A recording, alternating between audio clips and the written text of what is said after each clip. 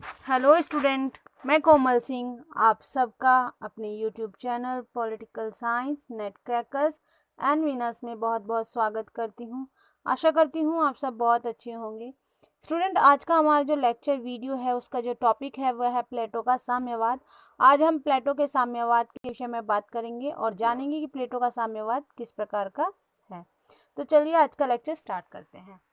Student, प्लेटो का साम्यवाद का जो उद्देश्य है वह उद्देश्य है शासक वर्ग को संपत्ति और परिवार के मोह से मुक्त रखना, जिससे वे किसी भी मोह के बिना अपने उद्देश्यों को बिना किसी बाधा के कर सकें, ताकि राजा का पूर्ण ध्यान केवल शासन पर रहे, उसके परिवार पर या किसी निजी संपत्ति पर इधर उधर ना भटके।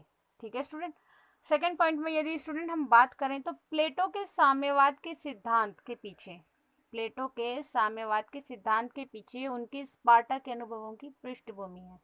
यानी कि प्लेटो का जो साम्यवाद का सिद्धांत है, ठीक है स्टूडेंट, इसके पीछे पूर्ण रूप से उनके स्पार्टा में जो उनके अनुभव रहे वे इसमें शामिल हैं। उन्हीं की पृष्ठभूमि के ऊपर इन्होंने साम्यवाद का सिद्धांत दिया है।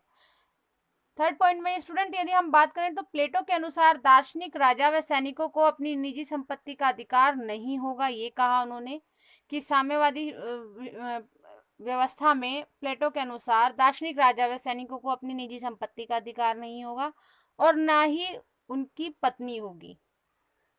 विवाह की भी उनको स्वीकृति नहीं है और ना ही निजी संपत्ति का उनको अधिकार दिया गया है, क्योंकि यदि निजी संपत्ति और परिवार होगा तो वे मोह में फंसेंगे और मोह में फंसने के कारण वे अपना ध्यान शासन पर नहीं लगा पाएंगे और शासन व्यवस्था को सुचारू रूप से नहीं चला पाएंगे। इसलिए प्लेटो ने साम्यवाद का सिद्धांत दिया, जिसके चलते उन्होंने ये कहा कि शासक वर्ग और सैनिक वर्ग को संपत्ति व परिवार के मोह से मुक्त रखना आवश्यक है।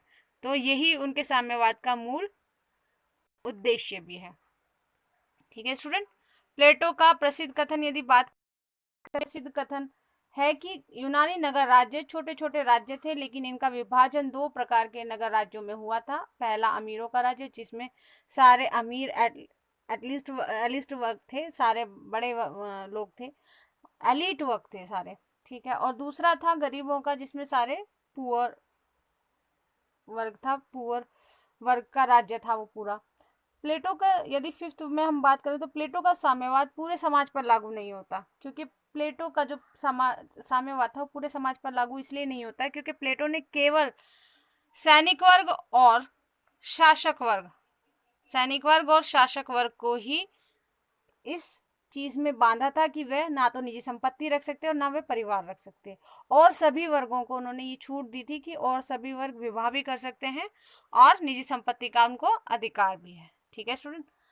छठे पॉइंट में यदि बात करें तो ये पूरे राज्य को सशक्त बनाना चाहते थे, इसलिए इन्होंने इस तरह की साम्यवादी व्यवस्था रखी, जिसमें कि उन्होंने सैनिक वर्ग और शासक वर्ग को विवाह और परिवार और मतलब पत्नी की व्यवस्था उनके लिए बैन करवाई, ताकि वह सारा ध्यान अपना शासन पर रहे उनका, ना कि परिवार के किसी मोह में या संपत्ति के किसी मोह में फंसकर वे अपने शासन को पूर्ण रूप से सुचारू रूप से ना चला पाए। ठीक है स्टूडेंट। यह नैतिक साम्यवाद की कल्पना पर आधारित था। उनका जो साम्यवाद था पूर्ण रूप से मॉरल साम्यवाद था, वो सिर्फ नैतिकता पर आधारित था। यदि बात करें उनके आलोचकों की तो उनके आलोचकों ने विभिन्न रूपों में उनकी आलोचना की। जैसे 8 पॉइंट में यदि हम बात करें तो मैक्सी ने प्लेटो को पहला कल्पना लोक विचारक कहा। उन्होंने कहा कि जो इनकी विचारधाराएं हैं, जो इनके सिद्धांत हैं, साम्यवादी सिद्धांत है या कोई भी सिद्धांत है, पूर्ण रूप से कल्पना पर आधारित है, सिर्फ इनकी इमेजिनेशन है, तो इसलिए उन्होंने उनको पहला कल्पना लोक विचारक कहा। हैना ऑरेंट ने प्लेटो को फांसीवाद का दार्शनिक प्रेरक कहा। कॉल प्रॉपर ने प्लेटो को मुक्त समाज का शत्रु कहा। उन्हीं के दूसरे कथन के विषय में यदि बात करें तो कॉल पॉपर के अनुसार प्लेटो, हीगल व मार्क्स समाज के शत्रु हैं, इसलिए प्लेटो को सर्वाधिकारवाद का दार्शनिक प्रणेता कहा जाता है। ठीक है स्टूडेंट। तो ये कुछ कोटेशंस थी जो उनके अगेंस्ट जो थी विचारकों ने दी थी, तो आप ये नोट डाउन कर लीजिएगा, ये बहुत इंपॉर्टेंट कोटेशन है स्टूडेंट।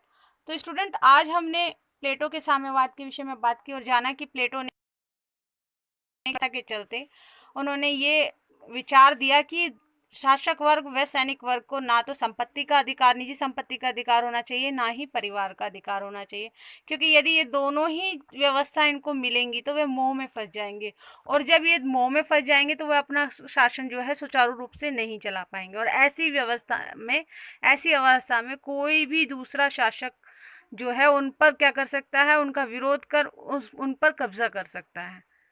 ठीक है स्टूडेंट, तो इसलिए प्लेटो का जो साम्यवाद है पूर्ण रूप से उसका एक ही उद्देश्य है कि शासक वर्ग को संपत्ति और परिवार के मोह से मुक्त रखना।